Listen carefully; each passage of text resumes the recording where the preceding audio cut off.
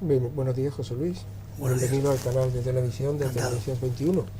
Habéis sacado recientemente este libro, La realidad cuántica, que tratáis de explicar lo que es este fenómeno y lo que significa para la sociedad. ¿Cómo explicaríais llanamente lo que es la física cuántica?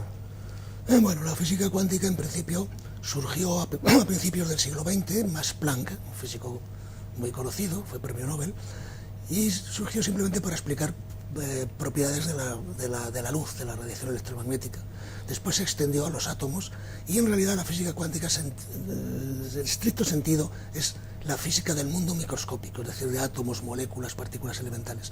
Lo que ocurre es que con el transcurso del tiempo se ha visto que este tipo de física también tenía implicaciones a escala macroscópica, a nuestra escala humana. Pero en principio la física cuántica surgió como una idea de intentar explicar los átomos, las moléculas, los núcleos atómicos, que no podía hacer la física llamada clásica, que era la física de entonces, del principio del siglo. ¿Y qué se descubrió en ese mundo subatómico? Bueno, lo más importante y sobre todo fue la estructura del átomo. Eso fue un paso gigantesco que dio un físico danés, también premio Nobel, Niels Bohr, a principios del siglo XX. Pero después las aplicaciones han sido tremendas. Las aplicaciones, desde el punto de vista práctico, digamos, pues quizás las aplicaciones más espectaculares sean, por ejemplo, la teoría de la superconductividad, el hecho de que haya materiales que conducen la corriente eléctrica sin prácticamente resistencia alguna y cuyas aplicaciones tecnológicas son y van a ser en este siglo, digamos, impresionantes. Y ahora lo que más tratamos en el libro, que es en el mundo de la comunicación, en cómo se puede transmitir información utilizando los aspectos, digamos, cuánticos. O sea que vosotros tratáis de explicar lo que es la teoría de la comunicación cuántica. De la teoría de la información cuántica, sí. Porque no es simplemente una prolongación trivial, por decirlo de alguna manera, es simplemente tecnológica de la información clásica. Es decir, cuando se habla de información cuántica no tiene nada que ver con el hecho de que en un ordenador normal, clásico, o en cualquier máquina que utilice información, que transmite información clásica, los componentes siguen las leyes de la física cuántica, pero eso no es la información cuántica. La información cuántica es aplicar esas leyes estrictamente, el contenido de esas leyes que van más allá de lo que podemos hablar de la lógica clásica, sino que es una nueva lógica, por decirlo de alguna manera, aplicar esto a un nuevo mundo, que es el mundo de la información, que va más allá de lo que podemos entender como información normal o información clásica. Estás hablando de algunos conceptos de la criptografía cuántica, por ejemplo, de la simulación cuántica. Por ejemplo. ¿Cómo podrías explicar todo esto? Bueno, por ejemplo, lo más espectacular es, o una de las cosas más espectaculares que ya está hecha y que simplemente ahora está en un proceso puramente de desarrollo tecnológico, que es muy importante, por supuesto, pero que las leyes básicas y las implicaciones de las leyes básicas se conocen y están ya implicadas, digamos, incluso ya están en el mercado, y hay compañías que están haciendo estas cosas. Es la criptografía cuántica. La criptografía cuántica se basa en el hecho de que por las propiedades de la mecánica cuántica es imposible descifrar un mensaje que se haya transmitido de esta manera. Cuando se transmite un mensaje clásico, digamos con la información normal, con la teoría normal de la información, ese mensaje en principio se puede descifrar. Puede ser muy difícil. La forma de transmitir mensajes ahora, por ejemplo en Internet, cuando son cosas importantes, o bien transmisión de información entre entidades bancarias, cosas muy importantes, se hacen aplicando una propiedad que es puramente clásica, no tiene nada que ver con la física cuántica, que es el hecho de que si se da un número muy grande, que es el producto de dos números primos, y no se conoce cuáles son estos números, es imposible con los ordenadores actuales, si el número es suficientemente grande, es decir, tiene más de 200 cifras, es imposible factorizar ese número, es decir, encontrar los primos que son los que al multiplicarlos dan lugar a ese número. Eso es imposible. Basándose en eso, se ha creado un protocolo de información que es puramente clásico. Pero ¿qué ocurre con esto? Ocurre que es imposible porque nuestros ordenadores actuales no lo pueden hacer, pero dentro de unos años no sabremos si los ordenadores pueden factorizar ese número. Para evitar esto, desde hace unos años, las empresas, las grandes corporaciones, incluso los estados, están muy interesados en la criptografía cuántica porque, debido a una propiedad de la mecánica cuántica, la propiedad se llama la no clonación cuántica, es imposible clonar un estado cuántico. Esas son leyes fundamentales. Debido a eso es imposible descifrar un mensaje cuántico. ¿Y qué es un estado cuántico? Un estado cuántico es la forma de describir, digamos, un estado físico, un estado de la naturaleza. Cuando el estado físico es una persona como tú o yo, o como los aparatos que tenemos aquí, en este estado cuántico digamos, deriva o es prácticamente igual que el estado normal clásico correspondiente. Es decir, es un sistema que podemos determinarlo dando su peso, dando su posición, dando su velocidad, pero cuando el sistema es microscópico, es decir, cuando es un átomo, es una molécula, no se puede hacer así. Hay que darlo mediante propiedades mucho más abstractas. Eso es lo que llamamos un estado cuántico. Basado en probabilidades. Se basa sobre todo en probabilidades, en el hecho de que en un estado cuántico es imposible, por ejemplo, saber lo que uno pensaría que puede determinarse en un estado normal. Es decir, si uno le dan una partícula normal, una bolita, una bola de billar que va por una mesa de billar, pues uno piensa que puede ser en un momento determinado, si tenemos los aparatos adecuados, podemos saber dónde está la bola y con qué velocidad va. Eso es imposible en un átomo. O sabemos dónde está, o sabemos cómo se mueve. Estás hablando del principio de incertidumbre. Ese es el principio de Heisenberg. ¿Y qué otras paradojas ofrece la física cuántica? Bueno, la paradoja, desde un punto de vista fundamental, que además se aplica también en la información cuántica, es el hecho de que no hay propiedades objetivas. Es decir, nosotros pensamos que el mundo en que vivimos es un mundo que está determinado, es un mundo en que tiene unas propiedades bien determinadas y que simplemente nosotros pueden ser muy complicadas y no las sabemos. Pero cuando se llega al mundo cuántico, esas propiedades en general no existen. Por ejemplo, no se puede hablar de alguna propiedad del electrón antes de medir ese electrón. Eso es imposible. Hay ciertas propiedades que sí. Por ejemplo, la carga del electrón siempre es la misma y es independiente de que se mida o no, va a ser siempre la misma. Pero sin embargo, otra propiedad que tiene el electrón, que se llama spin, que es muy aplicado en la información cuántica, que es una especie de giro que tiene intrínseco que tiene el electrón, esa propiedad no es una propiedad objetiva. Es decir, no podemos saber cuál es la componente del spin de un electrón. Es decir, si medimos el spin de un electrón no podemos saber. Antes de medirlo no tiene sentido, no es que no podamos saberlo, es que no tiene sentido decir cuánto vale. No tiene ningún sentido, es una propiedad que no es objetiva. ¿Y cómo se puede fabricar productos y cosas con un tal grado de incertidumbre? Bueno, eso es el gran avance, digamos, de los últimos no más de 30 años, que es lo que se llama la microfabricación cuántica. Es decir, por ejemplo, ahora se están haciendo auténticas maravillas con átomos. Se puede conseguir que los electrones de un átomo guiarlos prácticamente, es decir, se pueden conseguir que no los electrones, digamos, de un átomo de hidrógeno, tienen átomos un poco más complejos, pero se pueden conseguir que estos electrones se muevan más o menos como queramos nosotros. Estadísticamente siempre, porque claro, uno a uno es imposible, pero estadísticamente podemos conseguir que los electrones se muevan como queramos y eso nos permite hacer auténticas maravillas tecnológicas.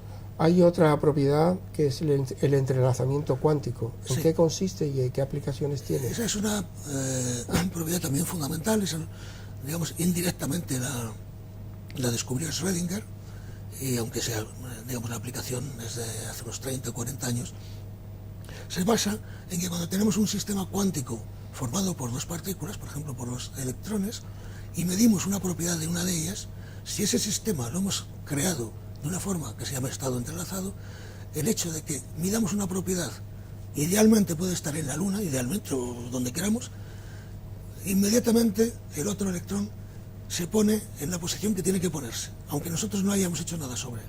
Es decir, que hay una influencia que se transmite, en principio es instantánea, entre una cosa que medimos en un sitio, se propaga instantáneamente. La palabra no es adecuada porque no es que se propague nada físico, debido a las propiedades cuánticas, el hecho de que yo mida una cosa aquí, inmediatamente tiene repercusión, si el estado es entrelazado, en algo que está muy alejado. ¿Y cómo se consigue ese estado entrelazado? Bueno, ese estado entrelazado se consigue, en principio, también mediante la tecnología cuántica. Ya se consiguieron con átomos hace 30 o 40 años. Los primeros experimentos serios, digamos, se deben a un físico francés, se llamaba Aspet, porque vive aún. Antes había alguno, pero estos experimentos fueron fundamentales con estados entrelazados, y actualmente se hacen auténticas maravillas tecnológicas con fotones, digamos, luz. Se consigue entrelazar 2 y más fotones, 3 fotones, y se consiguen entrelazar fotones con átomos. O sea, es un campo cuyo progreso tecnológico es enorme actualmente. Y que luego consiste en que tú introduces una información en un fotón que ha estado entrelazado y el otro fotón recibe instantáneamente la misma información. Eso es, así es. Y eso es la base de la computación cuántica, por ejemplo. No se podría hacer computación cuántica, los ordenadores cuánticos funcionan con esa propiedad. ¿Estás hablando del qubit? Justo. El hecho de que las unidades cuánticas se basan en dos cosas. Primero, la existencia del qubit, que es el bit cuántico, Es decir, que no solo el bit clásico tiene dos posibilidades, o arriba o abajo, o sí o no. O sea, es digital, tiene dos posibilidades, es binario, digamos, ¿no? Totalmente. Sin embargo, el bit cuántico tiene en principio infinitas posibilidades, porque se basa, digamos, para entendernos, aunque se está haciendo con otras formas también, con un spin que puede estar en cualquier posición en el espacio.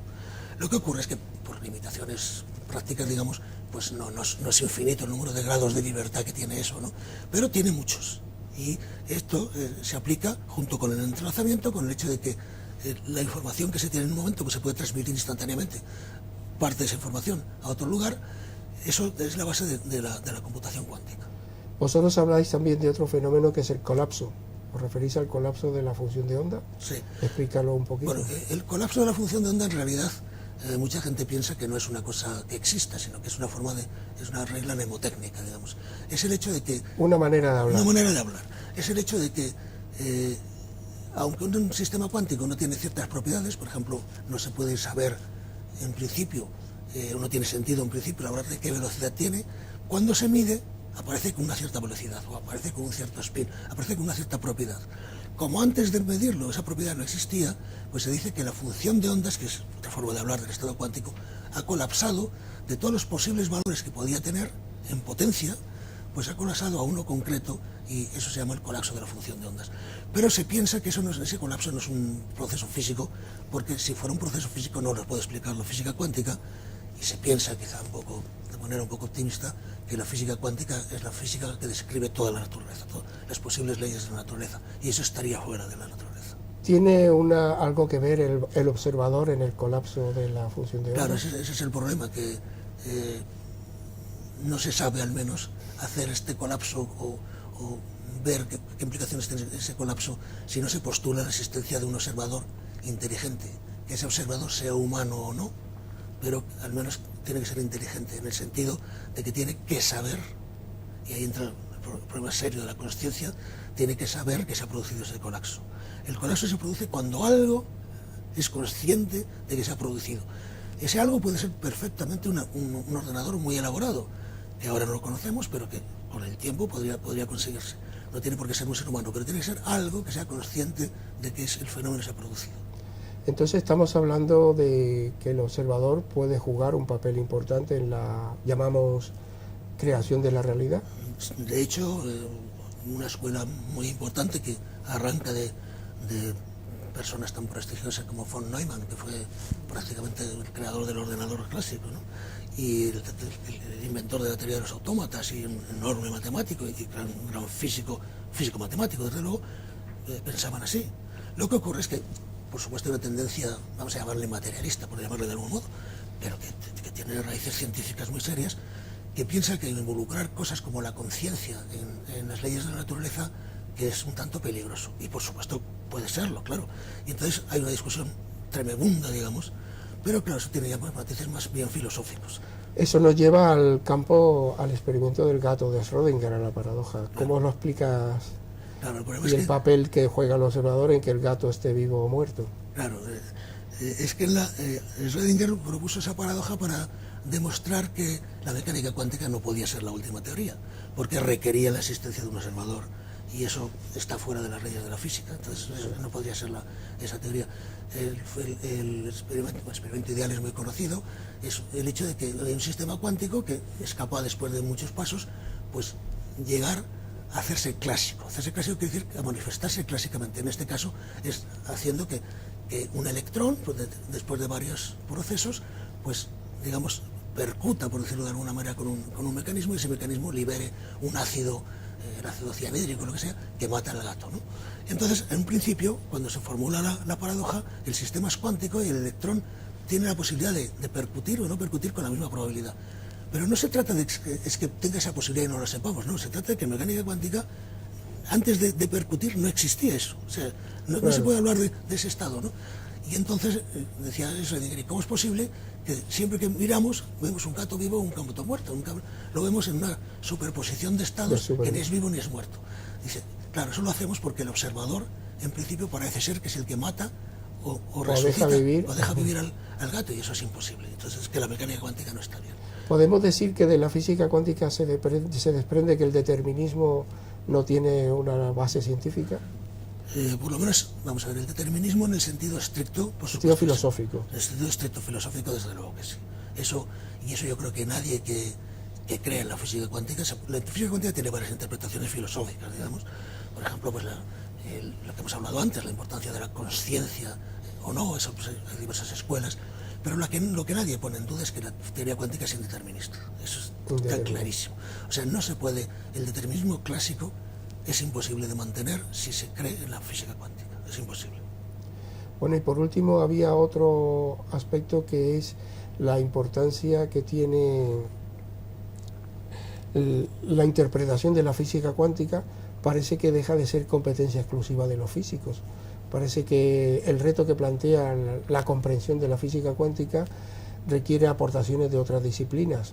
¿Se está dando algún cambio en esa dirección, reflexión conjunta, interdisciplinar, para entender todo lo que es la paradoja del mundo cuántico? Sí, pero déjame, Eduardo, que relacionado con esto, diga una cosa. Hace 40 o 50 años, un poco más quizá, los físicos que se dedicaban a intentar entender desde un punto de vista, entre comillas, filosófico, es decir, no puramente matemático y de laboratorio, sino los conceptos de la física cuántica, pues se consideraba, bueno, en el caso, por ejemplo, de Einstein, que no creía en la física cuántica en ese sentido, o Schrödinger, se les consideraba, bueno, pues esta gente ya mayor y han hecho grandes cosas en física y tienen derecho a dedicarse a estas cosas, pero un físico serio, en activo, no puede dedicarse a eso, porque no produce nada en el sentido físico. Bueno, el hecho de que estos físicos y luego otros más jóvenes se dedicaran a esto, pues ha producido, entre otras cosas, la era de la información cuántica, cuyas aplicaciones tecnológicas están por ver y están ya desarrollándose, pero esto vino concretamente de problemas muy fundamentales. No fue que nadie pensara intentar explicar qué le pasaba al cacharro tal en la situación tal, no, eran problemas muy fundamentales. ¿Qué significaba el estado cuántico? ¿Qué era el entrelazamiento? De eso surgió.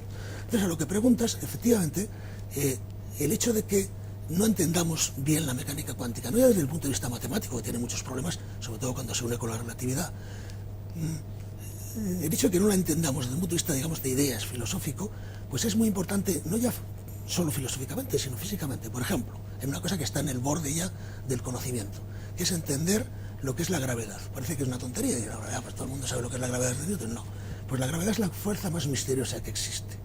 Nadie sabe. De las otras fuerzas tenemos ideas de dónde se producen, pero en realidad nadie sabe de dónde procede. Y el origen realmente cuántico de la gravedad nadie lo sabe. Y entonces, para entender ese problema, eso es lo que ha dado lugar a ideas y teorías que todos, de oídas, digamos, todos conocemos, las supercuerdas, el hecho de que la existencia de propiedades cuánticas de los agujeros negros, cosas de estas. Todo esto tiene que ver con la teoría cuántica de la gravedad. Y la teoría cuántica de la gravedad, una cosa fundamental es realmente entender qué significa la mecánica cuántica. Eso es fundamental.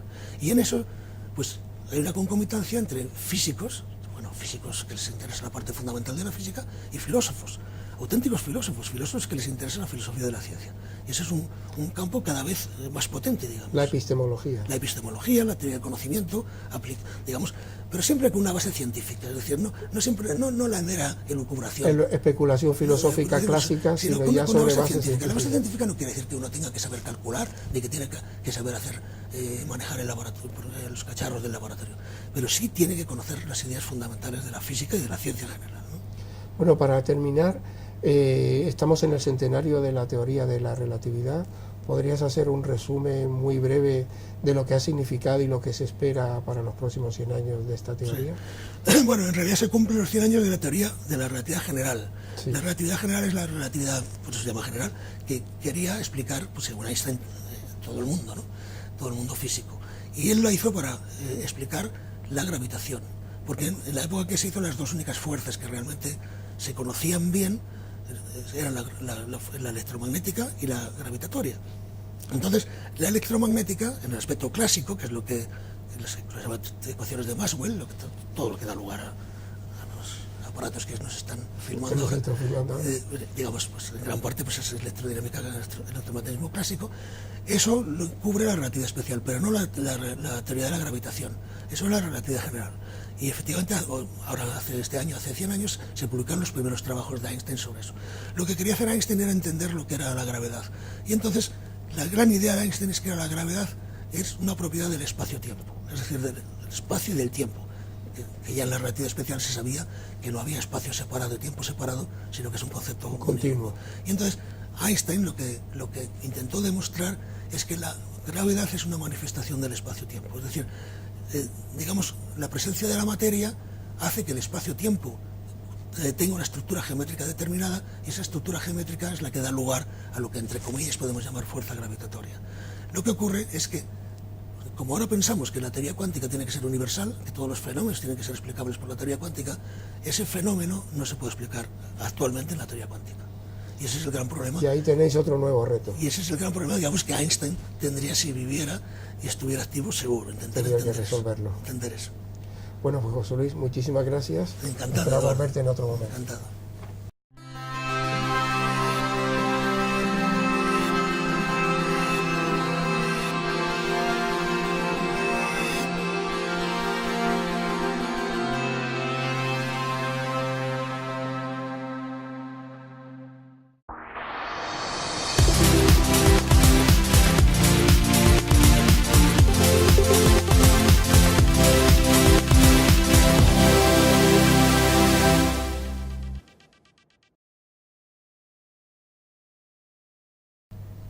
Bien, buenos días, José Luis.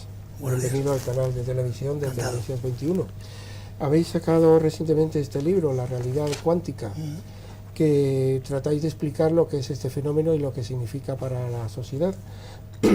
¿Cómo explicaríais llanamente lo que es la física cuántica? Nada que ver con el hecho de que en un ordenador normal, clásico, o en cualquier máquina que utilice información, que transmite información clásica, los componentes siguen las leyes de la física cuántica, pero eso no es la información cuántica. La información cuántica es aplicar esas leyes estrictamente, el contenido de esas leyes que van más allá de lo que podemos hablar de la lógica clásica, sino que es una nueva lógica, por decirlo de alguna manera, aplicar esto a un nuevo mundo, que es el mundo de la información, que va más allá de lo que podemos entender como información normal o información clásica. Intentar explicar los átomos, las moléculas, los núcleos atómicos, que no podía hacer la física llamada clásica, que era la física de entonces, del principio del siglo. ¿Y qué se descubrió en ese mundo subatómico? Bueno, lo más importante y sobre todo fue la estructura del átomo. Eso fue un paso gigantesco que dio un físico danés, también premio Nobel, Niels Bohr, a principios del siglo XX, pero después las aplicaciones han sido tremendas. Las aplicaciones, desde el punto de vista práctico, digamos, pues quizás las aplicaciones más espectaculares sean, por ejemplo, la teoría de la superconductividad, el hecho de que haya materiales que conducen la corriente eléctrica sin práctica. Bueno, la física cuántica en principio surgió a principios del siglo XX, Max Planck, un físico muy conocido, fue premio Nobel, y surgió simplemente para explicar propiedades de la luz, de la radiación electromagnética. Después se extendió a los átomos, y en realidad la física cuántica, en el estricto sentido, es la física del mundo microscópico, es decir, de átomos, moléculas, partículas elementales.